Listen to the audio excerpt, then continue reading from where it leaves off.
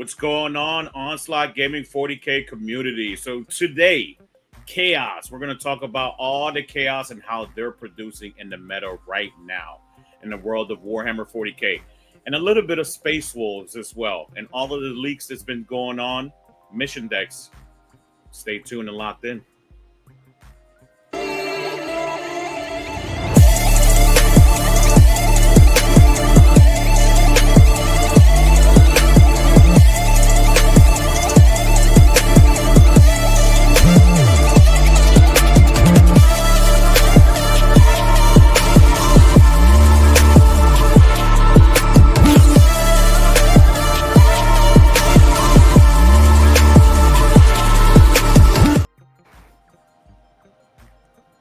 What up, everybody?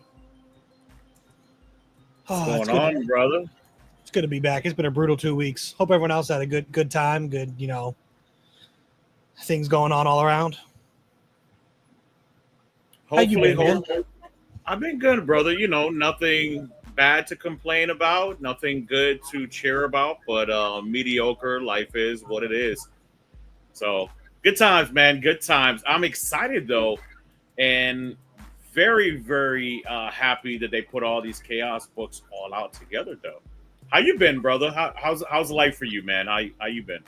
How was your weekend? I know you're going on your adventures for the weekends. Very on brand. It's been very hectic. I worked 12 days in the last 2 weeks. Had 1 day off in between 2 6-day stretches. It was great. And then on the 12th day, I decided a good idea to cap that off would be a 4-hour drive. So and then a 4-hour drive back today to do this show. So busy on the run. Hey, I look at like there's people who want to see me, It's good times. It's true. And that's what you got to do. You got to spend time with the people who want to see you, right? So exactly. I also, getting things in order to get my room for Crucible solidified and locked in. So that's exciting. As long as I've been talking to him, he still hasn't sent me that for you either. Look, I've seen what Crucible is. I do not begrudge him being busy. He is a busy man, though. I'll just show up and like the day before when he's setting up, and just mug him for a ticket. It'll be fine. But no, everyone, welcome to the show, and I'm excited too for Chaos. I like that they grouped it together like this, and gives us stuff to talk about, which is always nice. It is, and putting it all out together now, people are starting to understand really what's going on with the demons, right? So looks like we're not going to get a demon book at all potentially, right? It just looks like 99% we're not going to get one. It's just going to be included in the Chaos. We might have a Chaos, CSM variant, where we get a demon codex, but how would that work with all the different gods? Could be really strange, right? But EC's been out for some time. Really nice seeing them at my events. Performing pretty decently, like mid-table kind of. I know people still getting acclimated with the army. A lot of people are taking and trying out oh my gosh, who's the man himself, the Primarch? Sheesh. Fulgrim, right? Been trying out Fulgrim. I know some people have been enjoying them, some people haven't. So it's just real nice to see them being out there, right? EC. I'll say go ahead. I'll say just on Emperor's Children before we move on. One, they are a very high skill cap army because their power relies in their movement and activation manipulation, and that is very hard to keep track of in a turn, let alone 15 to 20 turns over a three day or 3 game day, or 4 if it is a shadow round. Yeah. But if you find the player who can precision and play all that in order of operations correctly, it can feel oppressive. Also, on the subject of Fulgrim, Coterie of the Conceited being the most popular detachment with the stacking buffs per dedicated kill count you meet, which I just gotta say, I know it's Emperor's Children and like perfection is their thing, but that feels very World Eaters-y, How much blood are you going to spill? And if you spill that much blood, you get buffs. I am terrified of the theoretical and practical ability to bring Fulgrim wait till turn 3 to bring them out. Get your coterie buffs. Just dedicate like 1 unit turn 1, and if you kill 2, spend the CP to get the extra point. Kill, do 2 or 3 on turn 3, and then Fulgrim's coming out with like sustain 5s, lethal, reroll Fight 1 to hit the wound, and just keep them in fight first, and just look at someone and be like, what are you gonna do? So that's that pretty. It's pretty 40k Morathi. What's that is, he's talking about the snake version, not even the human version incarnate. He's talking about the snake woman. Snake version, yeah. Anyways, you were going to talk about world leaders. Well, no, I was going to give you my thoughts on EC, right? I really love, and I'm going to kind of transition into something that we're going to talk about a little bit later as well, specifically the wolf, right? But I do love the flavor in the EC army, the Emperor's Children. I do like that if you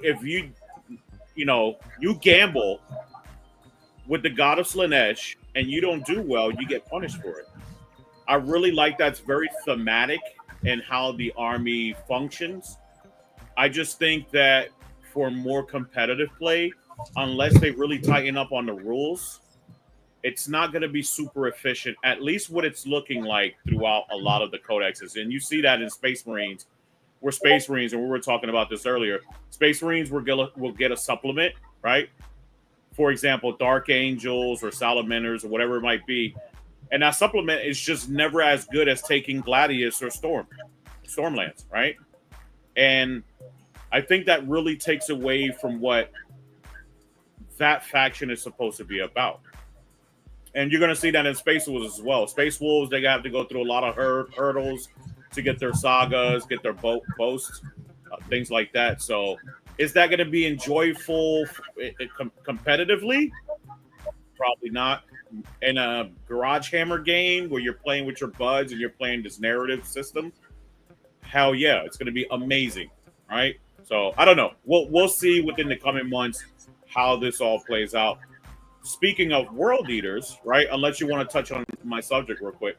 Just one last thing to say. My personal call for Emperor's Children, and this has been since the Codex was first announced and like leaked. I think that if you get someone who plays a movement and activation based on like Tau player, you get a veteran Tau player and put them on Emperor's Children, they will do disgusting things. But there's also like a time period to, well, one, hobby lag to get the models, build them, have the list you want, and two, the play style. Because Emperor's Children, their old identity with Honor the Prince and Advance and Charge used to be fast melee. And now they are very much an activation-based, primarily shooting army with melee supplements.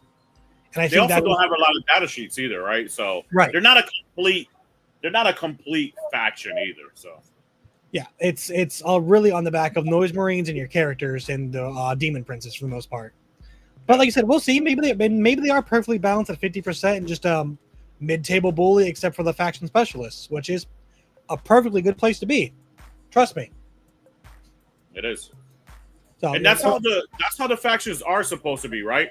Like you're kind of teetering between that 45 to 55, depending on your skill level, right? 45, if you're brand new to the game, you're testing out the faction.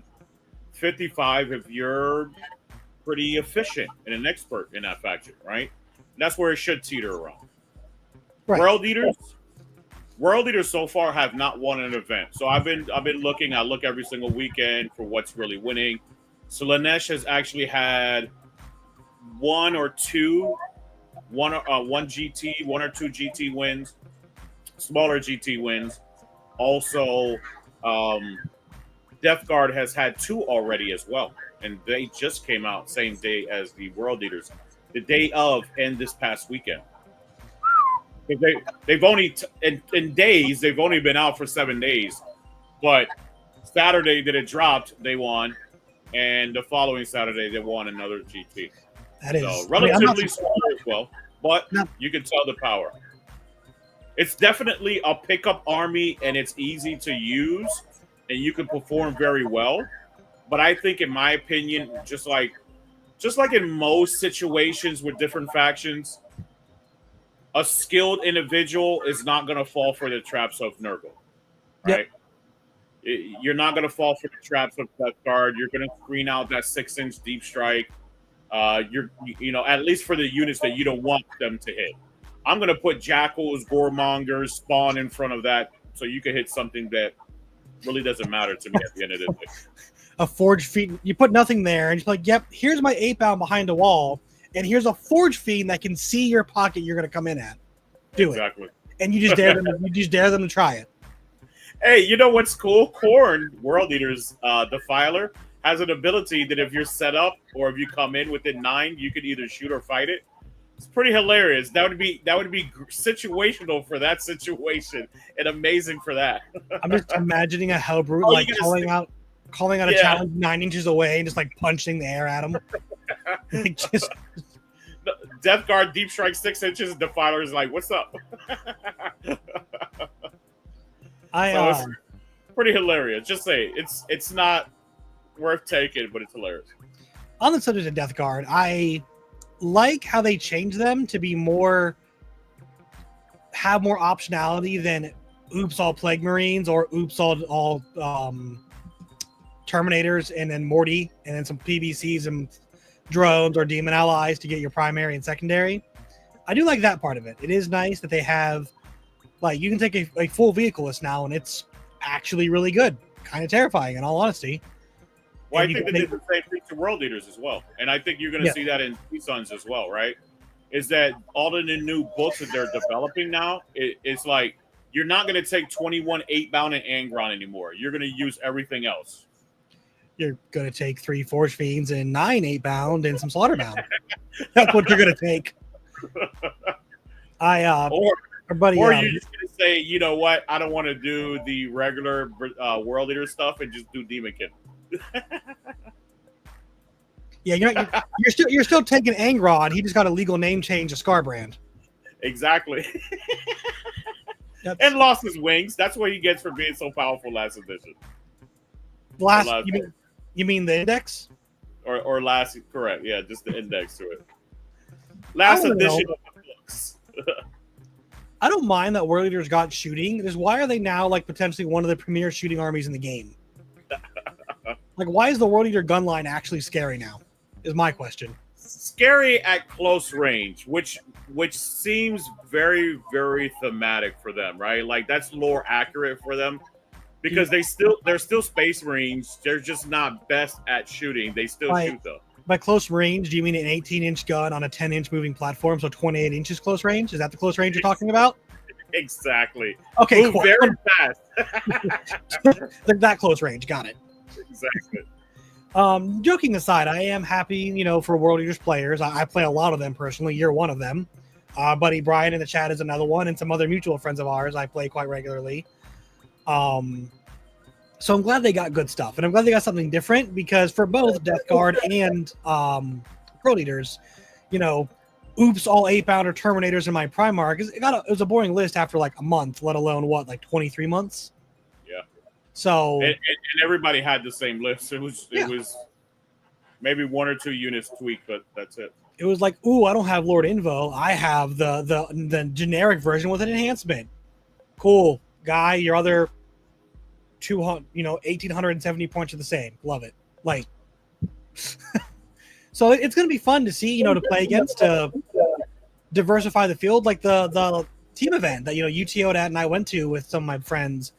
Almost every team had Death Guard World Eaters, and every list was just almost max 8-pound, Angron, Goremongers, Jackals, Spawn, and Death Guard was just maxed out Terminators, Morty, and then it's some amount of support, either demons, tanks, and bloat drones. Now you might still have every teams that have those armies, but one's going to be Jackal spam, and one will be like PBCs and Blight haulers, and like just all over. Crapshoot. What you gonna do? So I got a guy that's coming to my next event with 188 Poxwalkers. I said, I'm giving every single one of your opponents clocks. More power to them. Good luck. I think he said he's gonna do 3 Guos.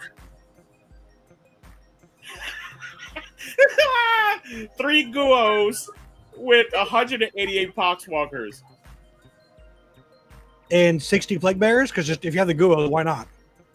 I guess, yeah. Whatever he said, he still had like 300 points left Yeah. over. No. He's gonna do 18 Nurglings. That's what he's gonna do. Break out the clocks. Exactly, Max.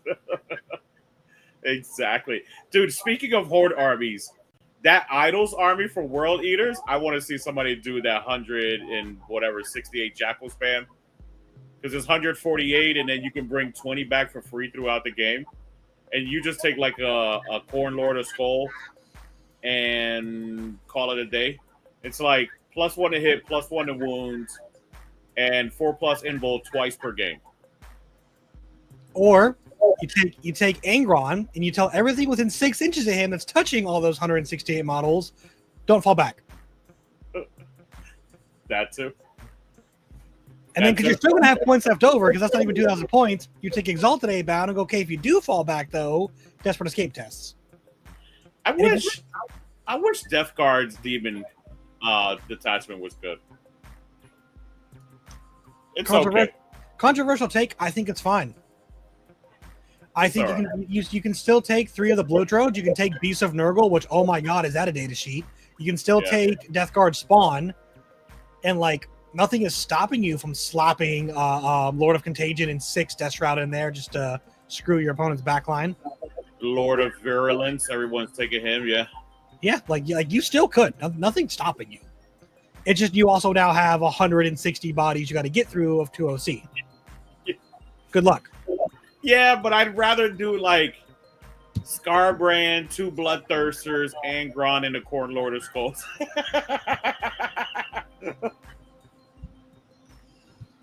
You're a mean man. I'd still rather do that instead. It's good times. Good. What about this? Scarbrand and 3 Lord of Skulls. That's it. That's the list. And 3 Lords of Skull. Does he? Yeah, it fits. And I think you still have... You have room for two units of Spawn, or 2 units of Jackals, or 1 of each. 180 points left, yeah.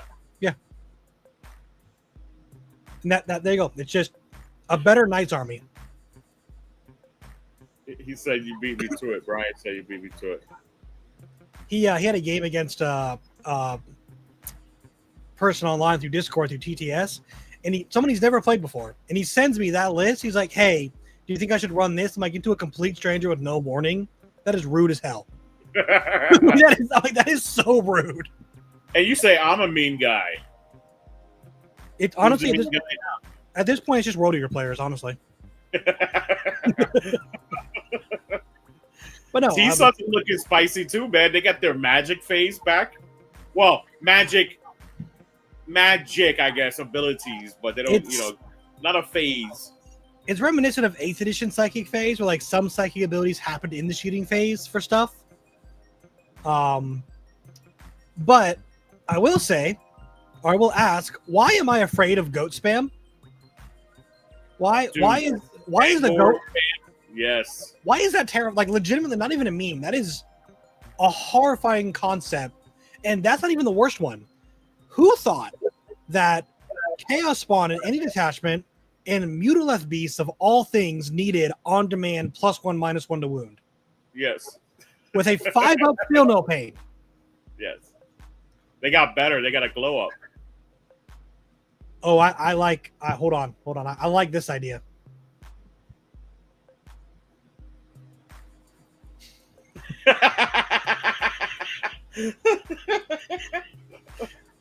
It's like the wooden spoon, but for time.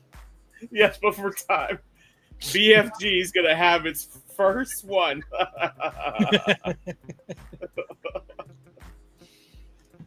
But no, that's what we're looking at. I'm glad their identity changed, because as interesting as they were before, it was very monodimensional. It was like Arcane Vortex, Magnus, Rubik Marines.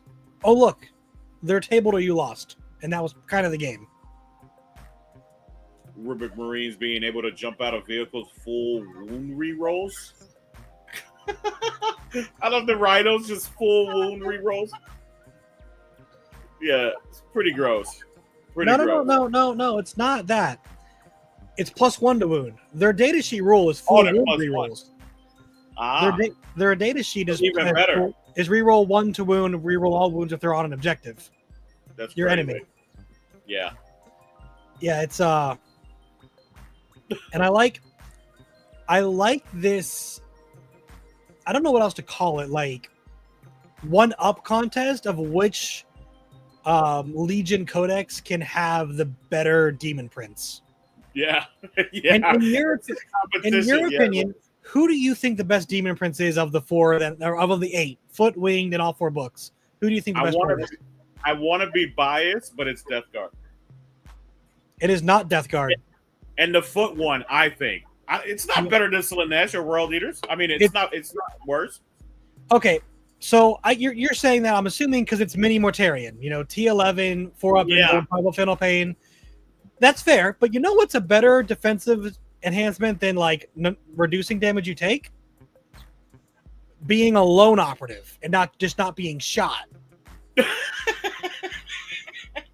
So World Eaters? I think the World Eaters is the best, especially because he's carrying a gun that is hilariously efficient for a World Eaters character. He is. And 2, there's like 3 damage enhancement and damage increasing enhancements you can give them. Yeah. To just like, I'm a lone op. Oh look, I moved 10 base and I was like 12 away. Wow. You know, I think Blade of Endless Bloodshed. I love that name, dude. And it's in the Demonkin one. And he is literally mini Scarbrand. Yeah. I think that the World Eaters, one on his own, with because Lone Op is so good. Now I'm biased because again, Lictors, they're great. Yeah. But aside from that, the just disrespectful amount of damage that guy can do and how deliverable Lone Op makes them is terrifying. And even if you get close enough, he's T10 with a 4-up invul. Good luck. Yeah. Like, okay. Good luck. Have fun with that.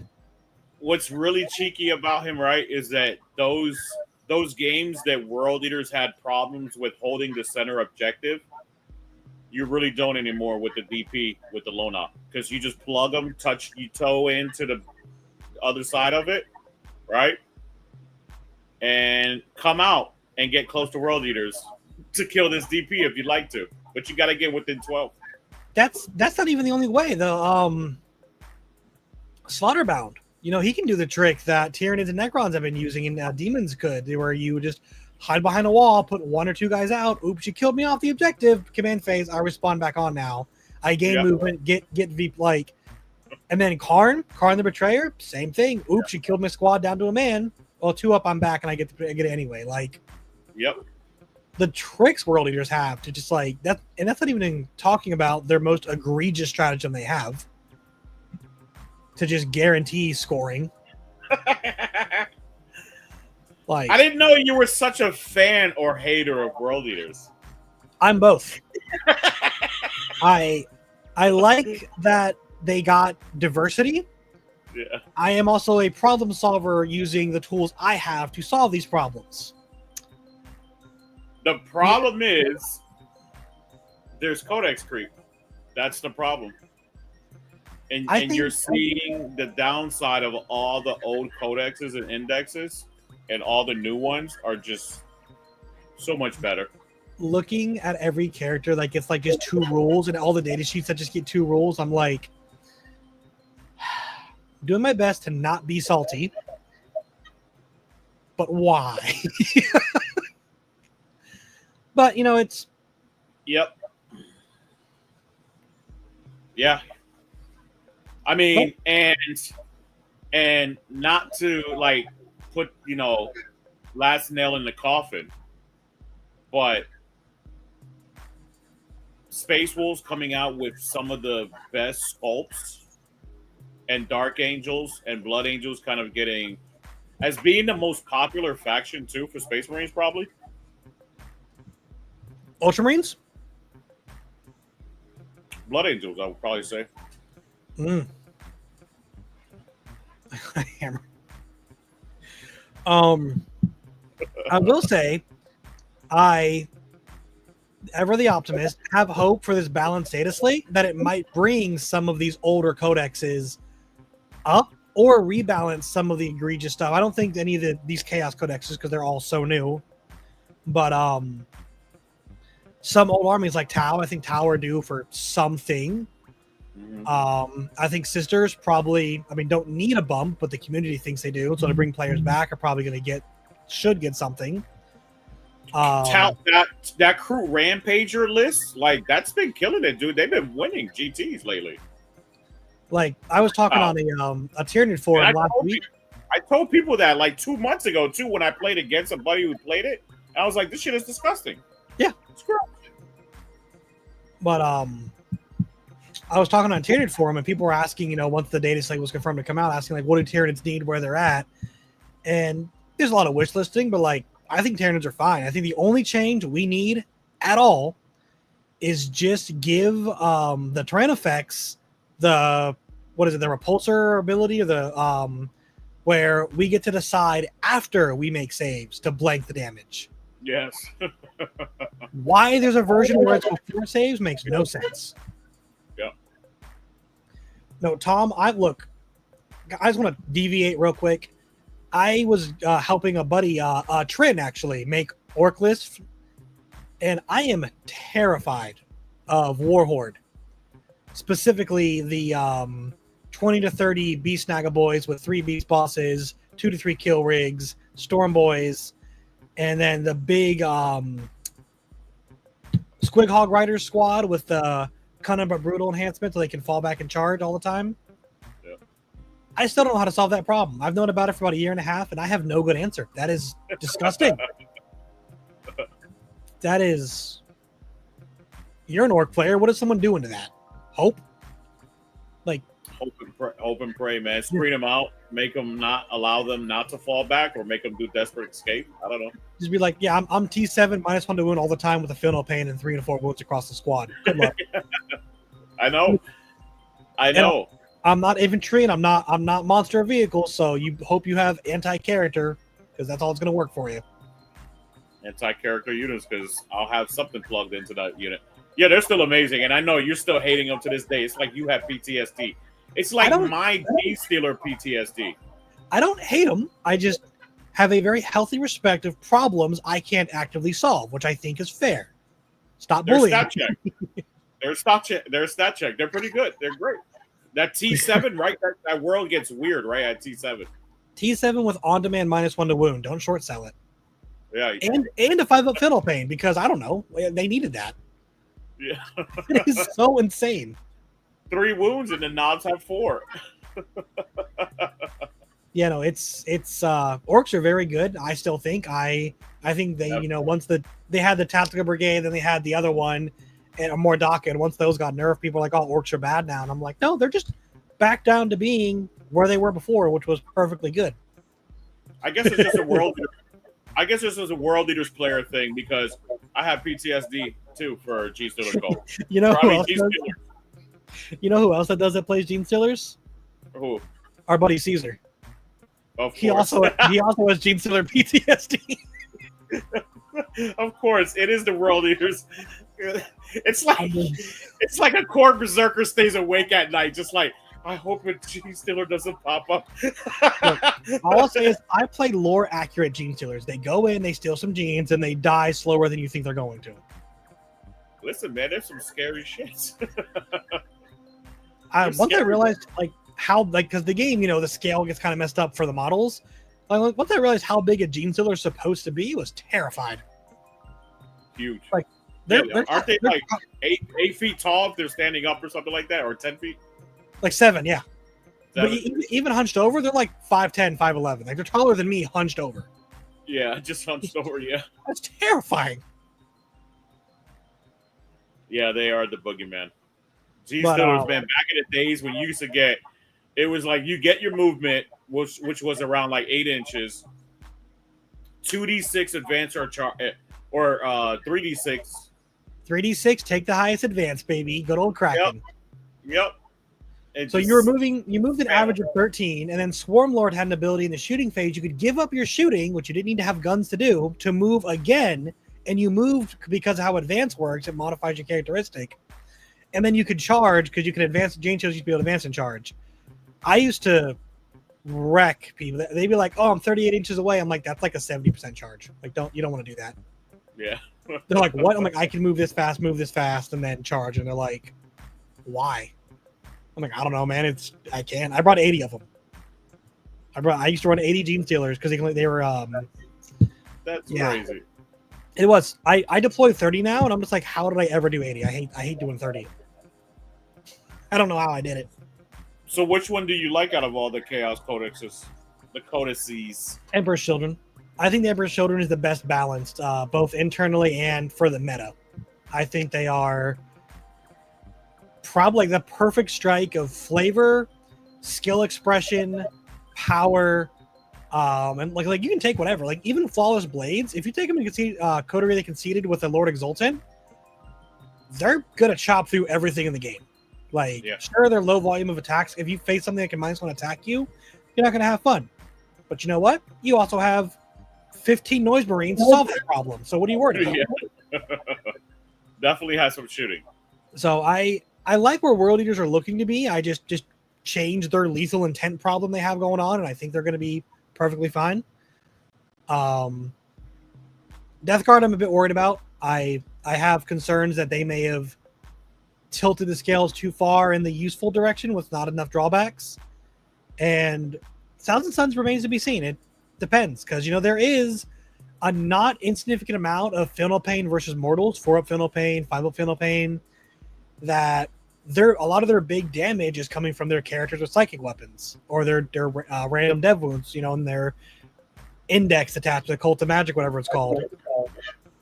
So Grey Knights and Thousand Suns are gonna cry rivers when they play against Demonkin.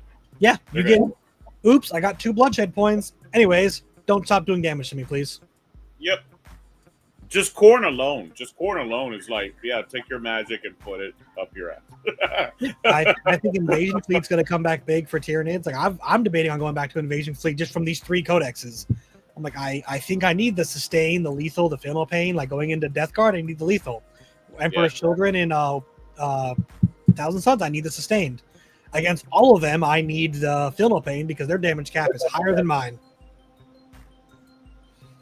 Speaking of damage cap, how do you liking all of this flat 3 damage that's coming out in all these Chaos Codexes and the Space Wolves 1? What was previous to that potentially? Death Guard, maybe? I mean, not Death Guard, but Imperial Guard. Just all the Chaos stuff and all the new Imperium stuff. It's just like you see more flat 3 damage more frequently now. I like World Eater's flat 3 damage is kind of weird, right? Because it's like on the Demon Prince, if you give him an enhancement, so okay, you got to work for it. It's on Forge Fiend, which is 1 day to shoot. You can take 3 of, but it's a shooting platform, so okay. And then like past that, it's like the Mo, if you give him an enhancement, like what other damage? Or if you're in the slaughter, the 8-bound attachment, the possessed or whatever, that you can give them a stratagem for +1 damage for their unit. So like, right. Well, the Hellbrute, his power fists are also flat 3 damage. Sure. Hellbrute, flat 3 damage. I think you selected them all. The enhancements give you flat 3 damage. Demon Princes are already flat 3 damage. You just take an enhancement to give the sweep. So it goes to 4. So like, yeah. I don't think they're hemorrhaging flat 3. Like, it's not like 9th edition where everyone was like 3 damage, 4 AP, just like whatever. As for Death Guard, I think Death Guard is a bit of a. Sorry? Yeah. It's just more frequent now. The Forge Fiend is flat 3. Yeah. Death Guard, I think, are a bit excessive with it. I think they got the majority of it. They did, yeah. Thousand Suns, I think, have less than even World Eaters do. I don't think I didn't see a lot for them. Yeah, you're right. Because theirs is more sporadically like dev wounds or flamer rerolls or Doom Bolt is, could be flat 3, for example. Exactly. So I think it's okay. It's a little more, and then Emperor's Children, I think, is just the Flawless Blades and the Demon Prince in that. Flawless Blades at 3 flat? I think they're 2 or 3 damage flat, yeah. They're 2. They're 2 Okay. flat. So you get the DP with wings, the smacks. Yep, you take 3 of full those. print. Yeah, you get 3 of those. So to answer, I think it's... Yeah, I don't think the guns, right? The Sonic Blasters are not 3, they're 2. No, they're 2. I think it's less of a problem of prominent damage 3 resources and the things that have damage 3, or it's the Exocrine problem. You take 3 Exocrines. You know, every tier in the list has a Hive Tyrant of some sort, Swarm Lord, Flyrant, Walking Hive Tyrant, or all 3, because they're also flat 3 damage twin linked. Yeah. So I think it's just wherever there is a convenient source is where you put it. You know, it's a similar thing with the Tau. Like it's a question on Riptides.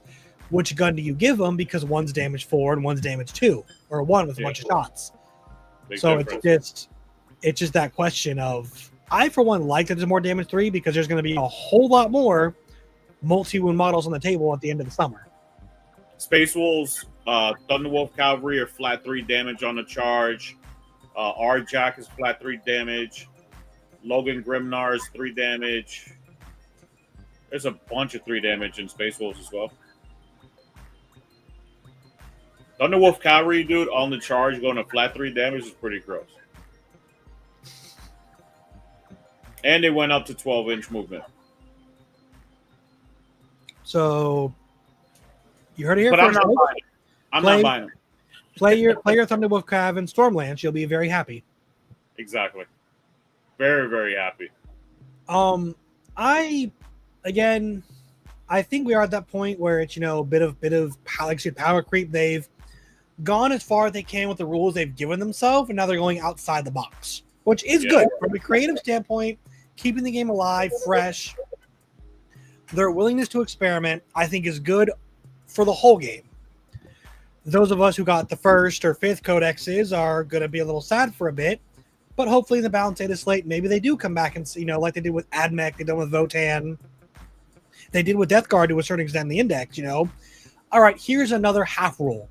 Here's another, you know, buff for your army. Like maybe Tau if you're guiding and you're shooting the closest thing to the spotted unit, your spotter, you get +1 AP as well. Like just a small little buff there to say, okay, you still got to use your rule, but you get a little more from it. I, of course, have no knowledge of this. I don't know. They could do nothing. They could say, hey, we're happy everything's at.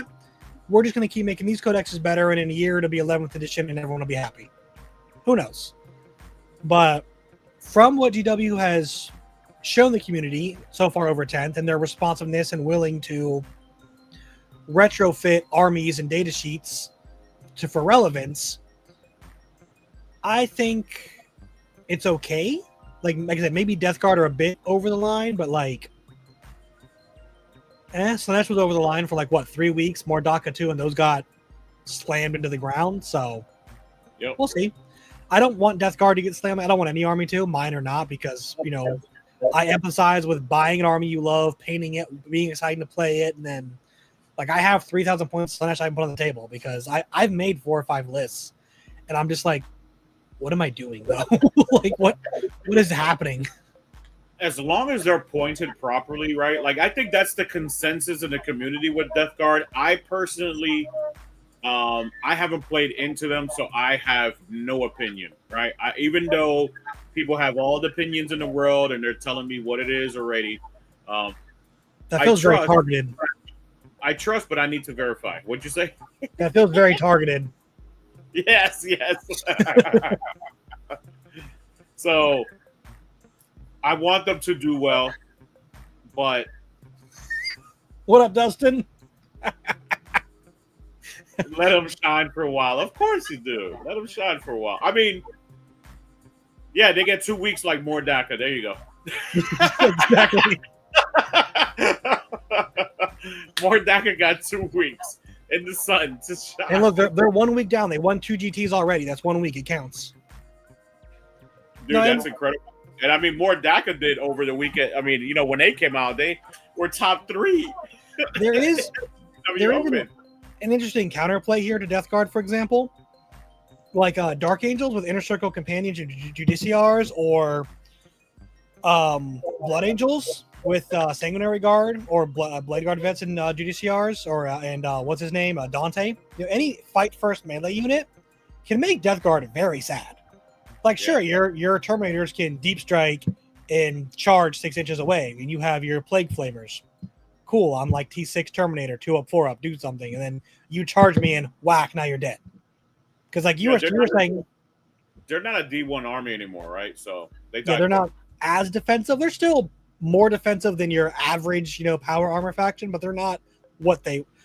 Other than Mortarion and the Demon Prince, those things are still unholily difficult to kill.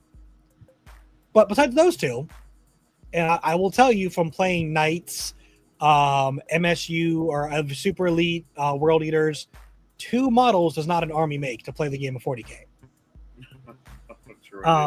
And that is Death Guard, talking a lot about the concerns. The silver lining is the problem for Death Guard and World Eaters, and I expect even the magic ones, the nerds, Thousand Suns. K-Suns, as they like to call them.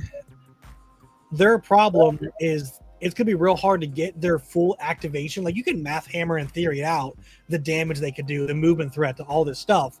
But then they draw cleanse and recover assets. And they cycle, recover, and instead they get containment. It's like, you're going to give up an easy 6 points to kill a unit or 2? Man, no, I wouldn't. I'd rather 6 VP. That's one of the best cards to draw. So, But now you're just out in the open with not, killing with 3 or 4 less units. So this man is the guru of Knights. Dustin kills it, man. Matter of fact, he just won Mayhem. Yes, he did.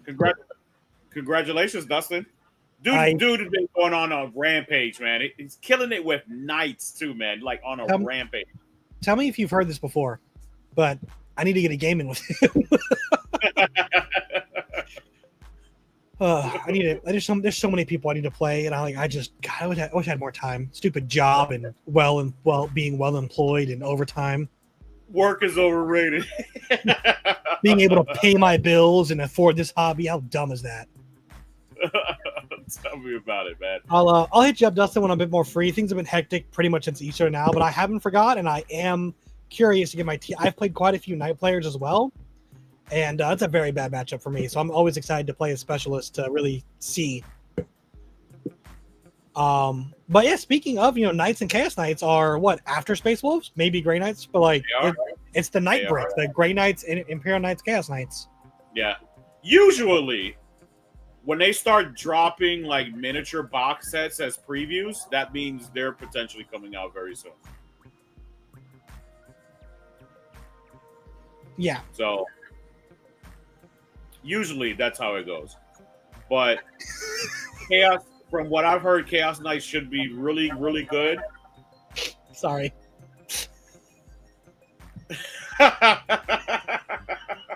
Exactly. Stupid expensive, especially if you're trying to do all the Chaos armies. It's like ridiculous. My current partner was looking me like shop for kits and stuff, and kind of like theory craft for a GSE, and she saw the price of a kit. She's like, "Oh my god, that's how much an army costs!" And I'm like, "Oh, honey." Oh no! You have no idea. Oh no! To be fair, I was looking up the Battle Force. I got a Crucible last year. Yeah. So see what was all in it, and I'm like, this is like 3 units. Like, how many units are in your army? I'm like, this one or in general? And she just looked at me, and yeah, she knew. I'm like, look, don't ask me questions you don't want to answer still. Exactly. Just don't look into the bank account. She panics. She knows. She always knows. They always know. Yeah. They always know. Speaking of missions, because and you were talking about cleanse and things like that. Yeah. So, how are you liking that we're about to get brand new match play mission deck? Look, so we do the show every 2 weeks, and we talk like a week prior, the weekend before, about the topic ideas. Give everyone a little peek behind the curtain. I have been salivating for the opportunity to open a new deck of cards and look at what's be somewhere, how many actions are there, what's important to kill, like what's the point ratios. The challenger cards look super sick. This is the first comeback. I was okay with the secret missions. I thought those were fine, but these legitimately look like a mixture of like come back from behind, incentive to keep playing the game and keep trying, not just go through the motions to get an hour extra on lunch. So I'm super stoked. I'm very excited. I'm excited for the asymmetric deployments for Garage Hammer, like you were saying. I think those will be a lot of fun. That will be, yeah. Tom, buddy, look, I could, for what my car costs, I could buy 2 of them and have chains left over for my polish. It's true though. Well, your polish shave costs more than your car. In my defense, I've been collecting for over 6 years now, so but still, I could have bought 2 other cars with that money. It's real bad. Help. Before we start talking about the challenges, we need to pay the bills real quick. So we're gonna do a quick commercial, come back, and with this sponsor that we have, I just recently did we're doing an order for 3,000 dice too, which are gonna be crazy for Crucible. So stay tuned, locked in. Give us 1 minute. We'll be right back. Now with a word from our sponsor, Baron of Dice. Baron of Dice is your one-stop shop for premium wargaming dice. Our dice are made with premium resin materials and colored dyes. Each die is hand-mixed to the desired result and then carefully swirled with 2, 3, or 4 colors in a silicone mold before being laser engraved with a wicked symbol and finished in a matte or gloss polish. There are no imperfections in our dice, no balancing issues, no micro bubbles or mold lines. This is the difference between. You can, quite literally, feel and hear a difference with our dice. Whatever game you play, whatever style your team or faction rocks, we're sure to have something to elevate your game. With over 500 styles and over 4,000 customer reviews, welcome to the best dice on the planet. Now back to our show. All right. Baron of Dice, absolute amazing dice. For those of you who've never held some resin dice from Baron of Dice, they roll really well, very efficient, great looking, and we're gonna have a ton. And you need 60 of them for Crucible. I got you. No, did because I missed out last year at the end of it, and there was a bunch. I'm like, oh man, I like them. Are they going to be Carvey dice again? They are. Hell yeah. They're going to be Carvey dice again, and they're going to look like Jolly Ranchers. Oh, I'm so here for that. Because, the theme of Crucible is like the Carvey, the Halloween theme around that season. And you get candy dice looking dice, right? So. Oh, no, I'm so stoked. Don't eat the dice, folks. They're not edible. They are rollable. Yeah. I have a friend who does press melds for candy, for her kids for her cakes and stuff. Yeah. I've been so tempted to just be like, hey, could you make a couple Tyranids, send her a picture of Hormigons or Rippers, and do a couple of these shapes and just give me them. I'll just play a game and just eat my models as my opponent's killing them.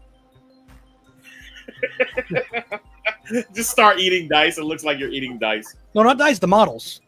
No, I know. Model just eat dice, candy dice. Candy dice.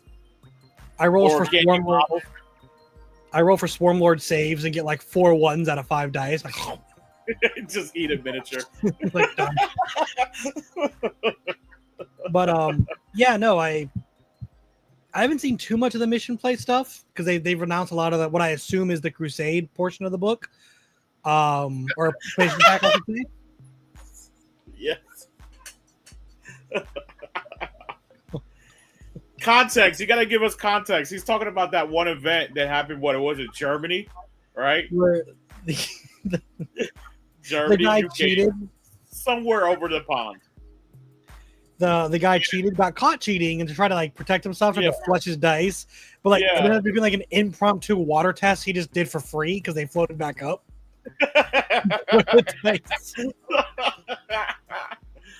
hilarious would that be, right? You're trying to flush something, it just floats right back up. It's like, oh no, I'm gonna get caught for having dice that float too well. Let me flush them. Exactly. Look, not super intelligent person. I have always maintained that if you need to cheat at 40K to get something out of it, personally, you need this more than I do. Yes, that has always been my stance. I don't stand for it or let it slide, but like I'm not going to argue with you about it. Like, so hear me out. I'm gonna go back to the new mission deck and stuff like that. Hear me out. So the challenges are if you're below at the beginning of the battle round 6 points, right? Yep. There's a challenge on there that has an ability for you to literally Kool-Aid man anything in the game, no restrictions, through terrain. Yep. All right. So, I don't like this. I didn't like the sound of that. So anytime a Hellbrute, Scarbrand, or anything that needs to go through a wall to touch something, just because I happen to be below 6 points, I will make sure that they can do that. Now, I'm not gonna get the godly Hellbrute cascading, everything gets destroyed, but you might. It's mighty more feasible now with a 6-inch consolidation. Just say. Just saying. Good times. Good old times. So go through a wall, punch you with Scarbrand, and then hey, we got see Downsy 2 here, Scarbrand disappears. You know the only thing I can think of with that is all of a sudden it's the wall turn and there's 9 Squig Hog boys through the wall I thought I was safe behind. Yes. And it's just like I'm losing by 6. Ta-da! Back to my example. If I do containment, I'll get 6 points. If I don't do containment, I won't get 6 points, and that's a magical number. I hate that. I hate that so much. Love it. Absolutely love it. Well, a lot of those, the secondary missions are going to be gone anyways. They're probably going to revamp a lot of majority of them. No, hold on 1 second. Yeah. No, Tom, this is not submarining. That is toxic tournament play. What he's talking about is taking a tactical dive in game. Yes. Think Olympics. Yes. Which, to that point, there is a reason. Like little antidote here, or story. I did this at the November team event you put on, the Tampa 8-man. Yeah. Against Death Guard, actually. I fell behind on primary. It was a supply drop because I knew I wasn't going to beat him. Mortarion ignores modifiers and an aura. Battle shocks mean nothing. I was never going to beat primary. So I kept it within like 8-ish, but fell behind on purpose so I could take a secret mission, took command insertion, and then got Death Leaper and 6 warriors on his home objective and won by 5 because I got 20 points. Wow, yeah. So, Tom, joking aside, there is a time and place to tactically fall behind, to swing it after your opponent has committed to something. Yep. Especially something with like that, dude. I mean, you could pick any unit in your faction and just Kool-Aid man. What were you just saying about Thunderwolf Cav? Yeah. Another one. So people are not correlating all of this together. They're like, oh, my book, I can't run this through a wall. I'm like, well, the new match play though. Why can Morven Vol do this with her Vol guns? Morven Vol can Kool-Aid Man now. No one needs that. Yeah.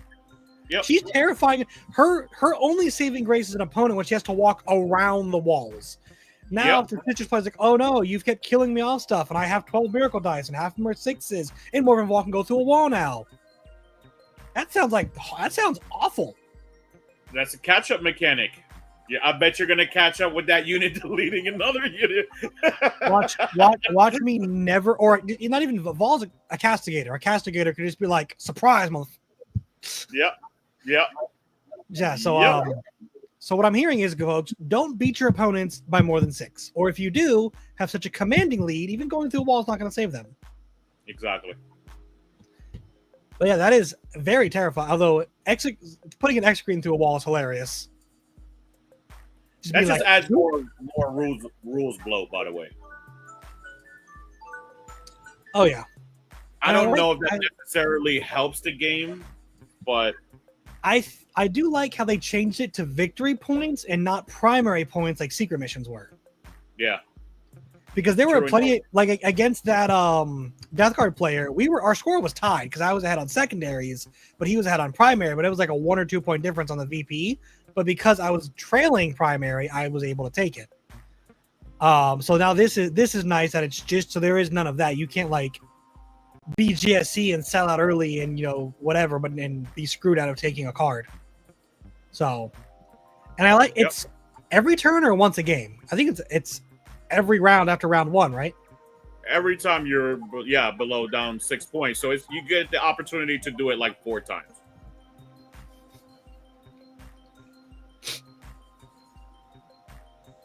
If you are behind 6, if you're behind on 6 points for 4 turns after taking 4 cards, I got very bad news for you.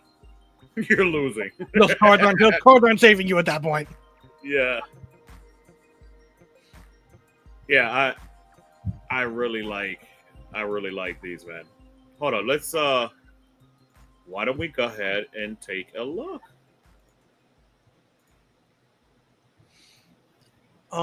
So the big question on everyone's mind, all of our fans, before we get to this, are you excited to see kick unexploded ordnance stay in the mission pack? Was it in there? It's not out yet, but it's been in the past too. I mean, make it work, dude. Like, look, first of all, kudos to Games Workshop. They did a fantastic job with all of these upcoming codexes.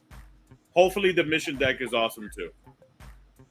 Make it usable, that mission. I mean, like, I guess some crazy TOs were using it. Like, I saw it maybe in a team event one time. You know what I think would make it useful is if it was like a lot of other missions where you couldn't interact with it until turn 2. So you can't start kicking skulls. So then even if it's turn 1, you go first, your opponent has ability to pre-position, point guns in a direction, set up overwatches, have rapid ingress responses. I think that would go a long way to keeping it more balanced. I think that would help definitely, right? But they need to be clear on the rules. Like, you can't puck it off the table, Yeah. That's such a dumb assumption that I just took to like it's a hard border, but sure, I guess. Yeah. But let's Force of Breach, I believe, is the one that you were talking about.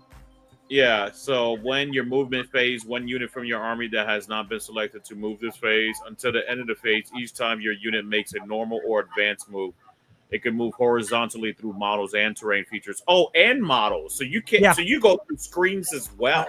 I was gonna add that, but you said let's pull it up, so I'm like, yeah, he'll just read it. Yeah, and it's free. The fact that this is God, do you know of any good armies or detachments that or even just like stratagems that give you like the ability to advance and shoot or advance and charge? Like I don't know. Yeah, Scarbrand. Yeah, Scarbrand. But he can't advance and charge that detachment. There's no way to give it to him. Oh no, he has it on his sheet.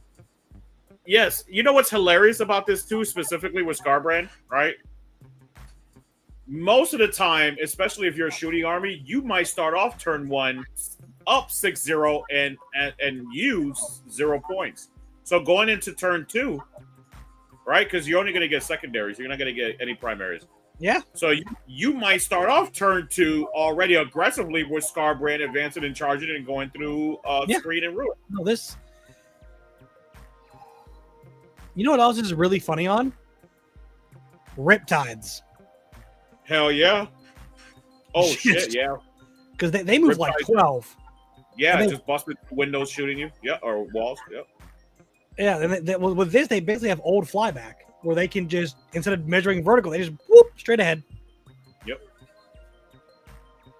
So, I like it. I like it a lot. If this is replacing the secret missions, I like it. I like it a lot. Let's see if it's going to be busted, right? And then it says the challenges mission. It says one unit from your army that is not within your deployment zone is wholly within 9 inches of one or more battlefield edges. It immediately completes. You get 3 points. Read the is the other one where it's like more than 15 inches away from anything else in your army, the one next to it, the renewed focus? Renewed focus is, for the challenger mission. Yeah. Your shooting phase is when it starts. So units, one unit from your army that is more than 15 inches away from all other units from your army. You know what I love about this as a Tyranid player? I read this and I'm just like, Lictor bait. Yeah, 100%. Just Lictor, both of those, Lictor's rapid ingress for 0 CP, their lone ops, just Lictor baited up. Spore mines. Can't you do this with spore mines? One unit. Yeah, they're a unit. Yeah. Spore. Yeah. Spore mine. This is the cheapest way to get it. You get 3 points for just shooting out a spore mine. And you know, I'm going to call this mission. I'm not going to call it renewed foam. I'm going to call it Kobe. 3 points, Kobe. Just making my 3-pointer. Yep. Taking my shot. Yeah, it does replace the secret mission. And I think you can take 3 if you're down, right? So this is like, so you could take 2 secondaries and then take a challenger mission. Yeah. And it helps you, which, like, if I'm, oh my God, this is, well, we'll have to see. I don't want to say it's like too good because you do have to be trailing by 6, which in the state of 40K, if you're behind by a whole differential point, you're already on a bad spot. Like most games, if you're trailing by 6 consistently, those are your best case end as a draw, like as a differential with you can catch up within 5. So we'll see. This one is reroll hit rolls of 1 and reroll hit rolls, wound rolls of 1 as well for the renewed focus for the stratagem. It's gross. Super efficient, man. Super efficient. Super good. But you know what's funny about that? Go back up. I want to point something out that I think a lot of people are missing. Those are stratagems, which means if you're battle shocked, you might not get to use on that critical unit you need to do it to. Correct. So like even though they're their own thing, that is titled stratagem or mission. Yeah, no, that's an accurate statement. I like that. So that is accurate. And with Noise Marines, with some of the Death Guard stuff they can do with Emperor's Children or Thousand Sons stuff that they can do with Battle Shock, and not to mention the Chaos Knights coming out, Tyranid still existing. Like it's not insignificant the amount of stuff that can be you can hope for and then not get just because you rolled a 6 when you need a 7. But yeah, it's nice. It's nice to see this. So I'm excited. I'm excited for all the new missions. It just becomes a whole new game, right? What are the odds GW has enough of these in stock to prevent what happened with Pariah? Don't take your chances, Max. I'll be honest with you, bro. I've went to multiple sources, and if it ain't for me, it's going to be for people that need it, and I'll just hand it to them, right? So at a 300% markup. Yes, 300%. Why not just 888 like Khorne?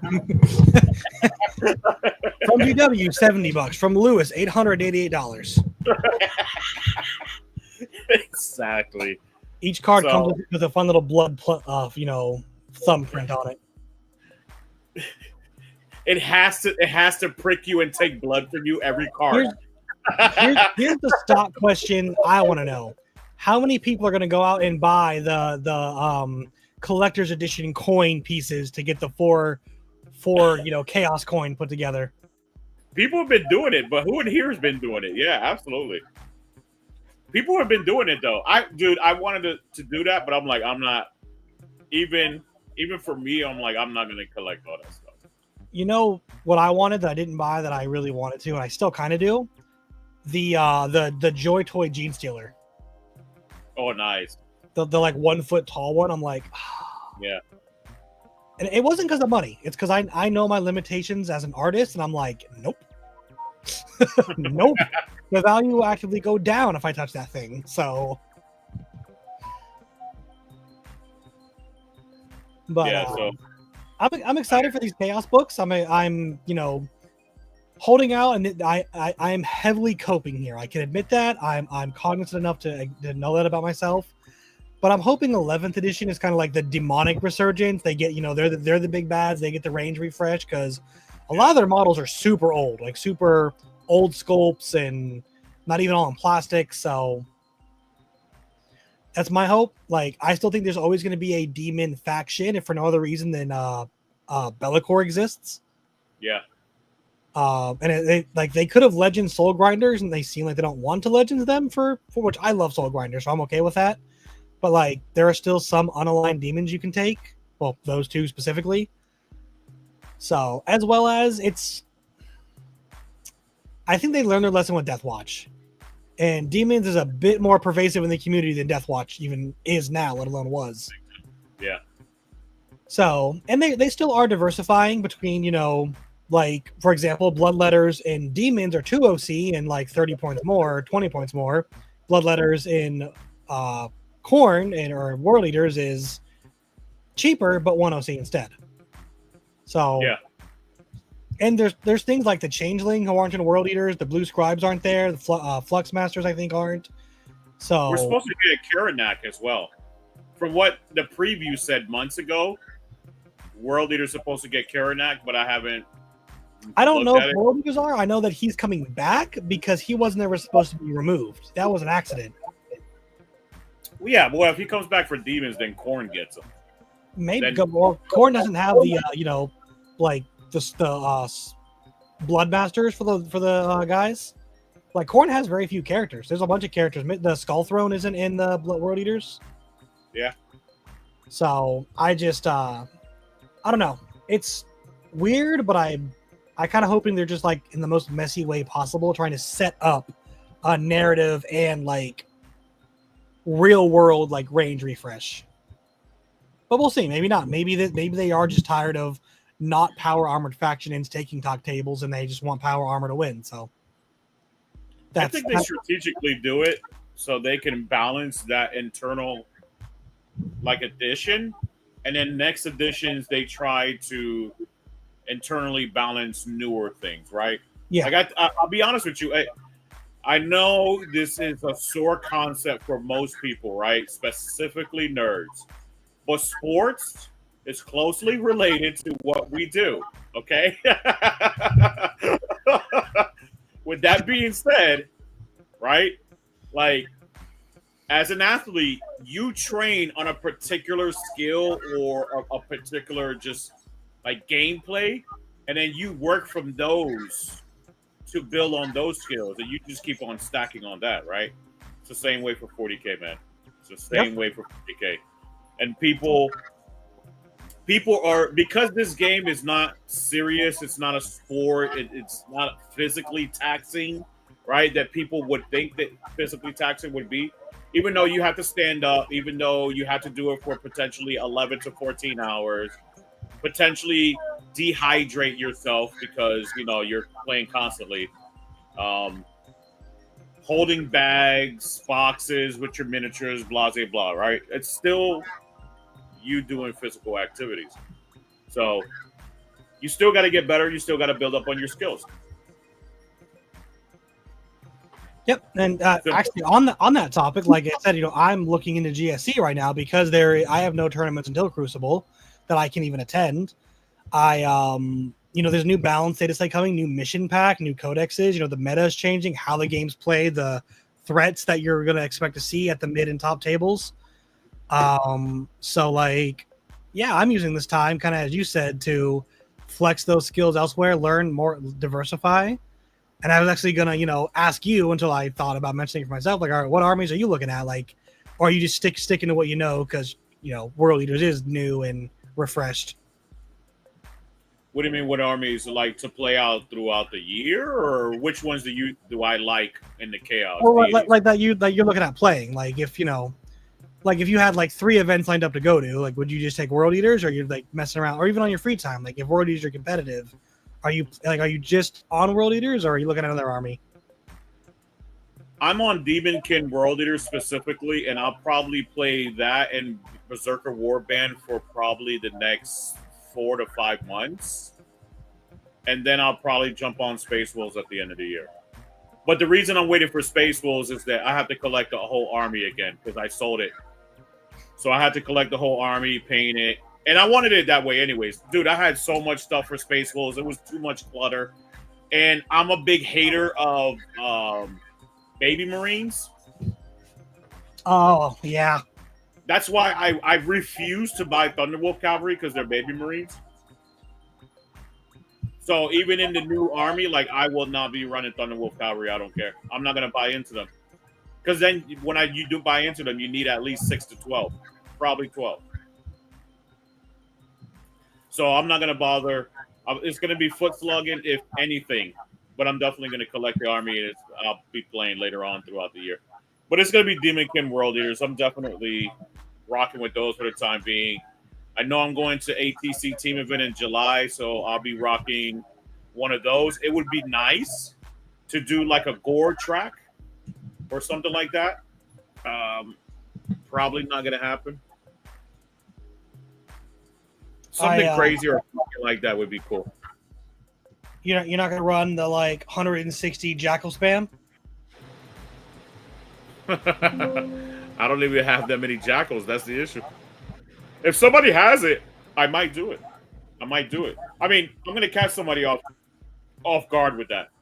Especially, nobody's going to think that a Jackal, a cultist at that, right, is going to come in and be +1 to hit you. Like hitting on 3s, +1 to wound, strength 5, lance, twin linked. Or something to that effect, right? It's just like... Don't forget the dev wounds. And the sustained hits. Sustained hits and dev wounds. So, yeah, it can catch you off guard. It would be nice to do that, but not my personal play style. That's not how I play. But if somebody had that and wanted to let me borrow it, I'll do it. Yes, you can tell this is a true Khornate from the grammar. It is. A bunch of Americans spelling it the European way. I'm excited for the balance edit set itself. This is normally the one where they do like, obviously there's new mission path is like going to be game. Like when Leviathan went to Pariah, for example, how actions were done changed. Before it was if you had assault, you could do actions even if you advanced. Then Pariah came and it's like, no, you have to now not have advance at all unless swift action was the mission role. So. Like unit priority completely, like assault was really cut down on and really only taken in like Bringers of Flame pretty much, and maybe Montcalm a little bit.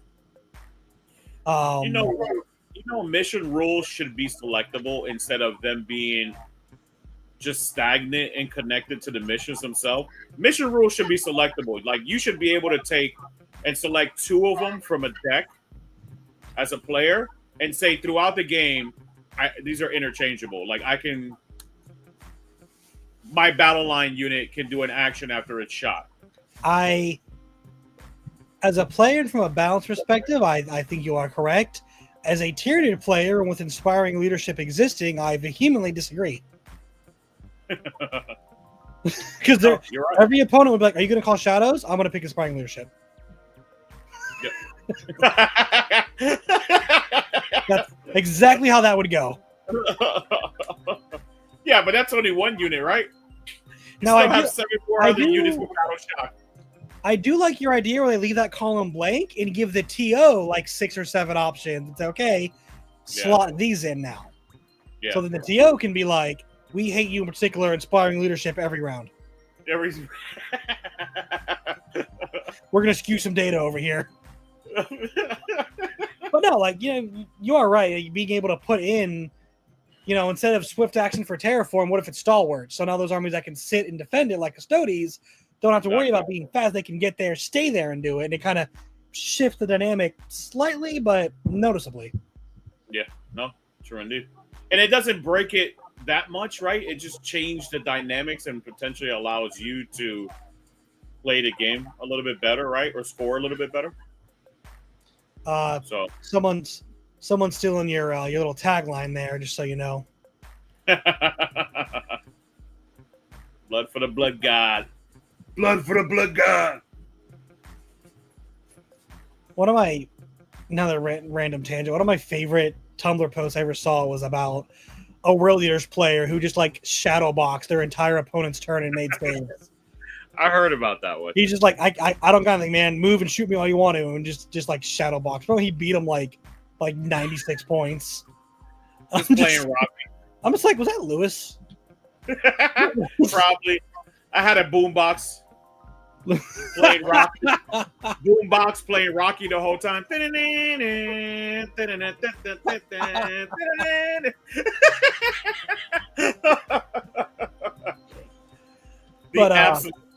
absolute best. Only a Khorne World Eaters player would do that.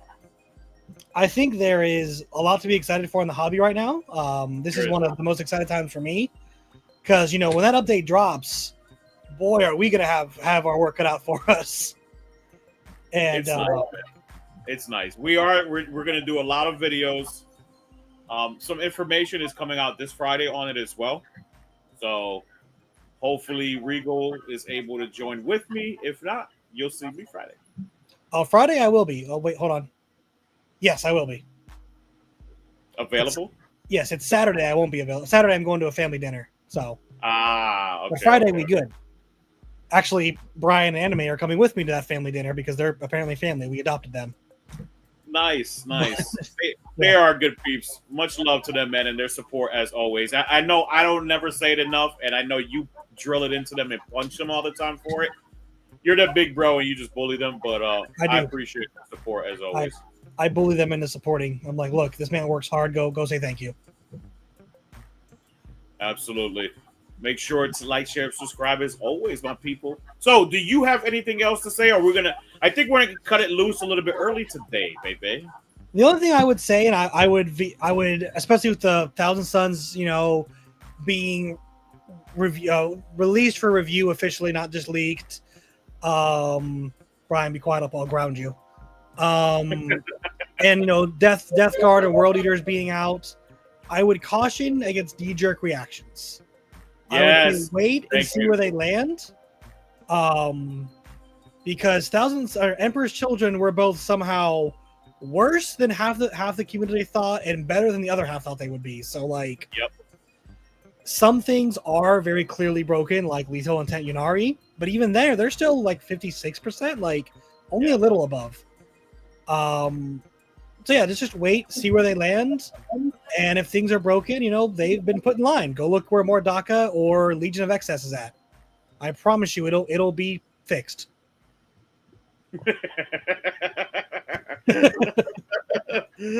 I am one with the stream delay. I love it. Also, and enjoy your chaos. Enjoy your factions, right? Have fun with it, whichever one. Give it a chance, right? Just to kind of harp on what Reigel was saying. Give it an opportunity. Look, I will admit, I was not happy initially. Reigel will attest to this. He was like, how do you feel? I'm like, I am not too happy initially with World Eaters, right? But I had to read some more, build some lists, start playing in the army, and just realize that 28 8-bound and Angron is not the way anymore. I'm just looking at it like Exalted 8-bound or like Imperial Guards and like Vindicator's worst nightmare. It's like, it's a blast. You can't shoot me in combat. You want to fall back? You want a 1 in 3 chance to lose your guy? Exactly. Like you want to do that? Or Armigers. Armigers aren't Titanic. You just go and they put 2 Armigers on a point, touch, and they can kill you. Fall back. I double dog dare you. Yep. Like yeah. So there's tricks and there's obvious power, and then there's like in between the lines subtle power, like 2 to 3 Forge Fiends, super obvious. Great. We love that. But yeah, like 8-bound, just regular 8-bound with all the buffs you can give them, or the Slaughter bound. That guy is a man on a mission. He is terrifying. So, and I mean, if you see Chaos Spawn from any of the 4 books, you have my personal permission to judge them, because holy shit. How Chaos Spawn are outshining Demon Princes. Do you know that? Do you realize that's the meta we're in? They are one of the best data sheets, dude. In World Eaters, they're D6 plus 4 in Berserker Warband attacks. So, I mean, sorry, D6 plus 5. So it's D6 plus 10 for 2 of them. Or 2D6 plus 10. Oh, is that all the buffs? You couldn't give them sustained or lethal at all? That's not an option? Sustained and lethal as well. Oh, and they're damage 1, right? So it's like little technical damage 1 attacks? Damage 2. God damn. So, yeah. But surely if you take 3 of those, it's like 400 points minimum, right? It wouldn't be something crazy like 240. That's insane. You hit the nail right on the head, 240. I know. They're really, really good. Spawn are amazing. Yeah, no, and that's advance in charge and a 5-up field no pay too. Oh, and they went up to 10 movement from 8. Again, don't judge books by their cover. Like this sounds great and sounds powerful, but also you charge a Lictor and Invasion Fleet. Lictor chops through both of them. Well, 1.5 on average, but hey, if I spike sustains, they're dead. So, there are solutions. That no army exists in a vacuum. And even like Mortarion and the Demon Prince, they're hard to kill. You kill the other 1,500 points around those two, the game gets a whole lot easier. So, and if you ain't running Blight Lords and Death Shroud and drones are stupidly cheap at 100 points. Drone with autocannon. Yes.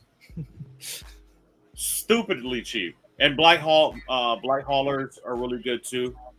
Especially with all the buffs you can stack on them. I know you were thinking about like an hour ago. It's the Death Guard Rhino that gives you 4 rerolls to wound. It's the Immolator rule. Not Immolator. Oh, is it the Death Guard? This is the Death Guard one? Yeah, because they all have different rules, which I like. I really like that. They're trying to do that same thing with the Rhinos too. Like you were talking about Demon Princes. They did that with Rhinos too. Yep. No, they've given each army their own flavor through a variety of data sheets that really make it operate as its own thing. Which is awesome. Yes. They should do that with Marines. Bring Marines in line with having that much flavor, dude. Chaos Xenos just have so much more. They really do. They have so much more to offer. I was about to get mad when you said Xenos have so much more, then you said so much more to offer, and I'm like, well, yes. This is the superior way to play, obviously. Yeah. I'm excited. That's what I'm going to say. If as always, anyone wants to get a game, I've been busy, but my schedule's about to really free up here after this weekend. So feel free to hit me up, hit Anime or Brian up. They're in the Facebook chat and on Discord. We all have TTS and are always looking for games and open to play people. That's my pitch. This is a 5-weekend month, so I actually get 2 Saturdays and Sundays off this month. 2 back-to-back. 2 variants. So I'm off this Saturday, this Sunday, off next Saturday, next Sunday, and then back into the running events again. So, I need to talk to you after the show. I remembered something else that I'm not going to say on here because it's naughty. He can't speak about it. With that being said, I'm going to wrap it up for us so we can take this out a little bit earlier. I actually haven't even eaten dinner yet. So much love to everyone. Great to speak to everyone, chat it up. Hopefully you're excited for the new Chaos. It's coming out for K-Sons, already out for the remainder. Make sure to like, share, and subscribe. Like always, thank you for the support. Much love to Brian, Thomas, and I don't mean Regal Thomas. I mean Tom Edmondson. All right. And Mr. Anime himself. So always for the support. If Caesar's in here, thank you. Max, Dustin, everyone who's always usually watching the show, man. Thank you so much as always for the support. Yep. Thank you all. It's always fun. Can't wait to see you guys in 2 weeks. Absolutely. See you in 2 weeks, and we'll talk about the cards. The cards should be out by then. So I'm going to get a copy this time. Make sure to get your copy, people. Take care. Have a good one. Bye, everyone. Good night.